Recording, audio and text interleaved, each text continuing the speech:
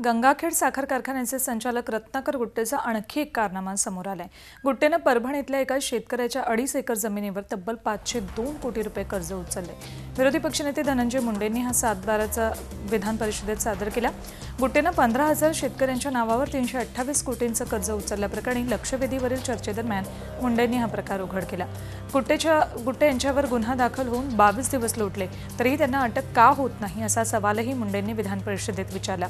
या प्रकरणी विरोधकांनी उपस्थित केलेल्या प्रश्नांना गृहराज्यमंत्री दीपक केसरकर समाधानकारक उत्तरे देऊ शकले नाहीत, त्यामुळे ही लक्षवेधी आता राखून ठेवण्यात आली आहे। गंगाखेडबाबत विरोधकांनी उपस्थित केलेल्या प्रश्नांना उत्तर देण्यासाठी आपल्याकडे पुरेशी माहिती नाही असं सांगत या प्रकरणी गृहराज्यमंत्री केसरकरांनी सभागृहात दिलगिरीही व्यक्त केली।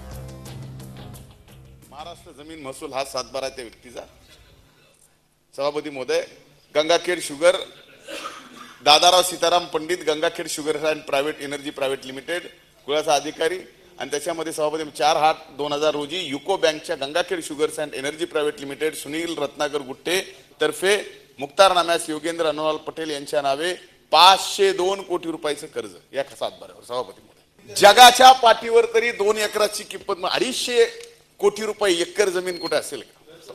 कमाल आहे।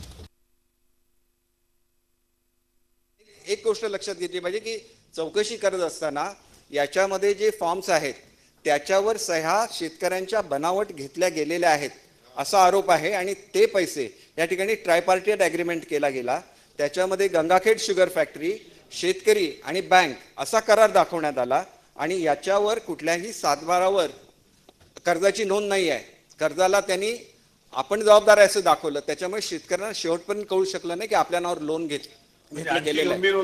त्याच्यामुळे याची सविस्तर चौकशी चालू आहे। चौकशी सुरू असताना ज्या वेळेला अटक करण्याची आवश्यकता असेल सरकार अवश्य अटक करेल।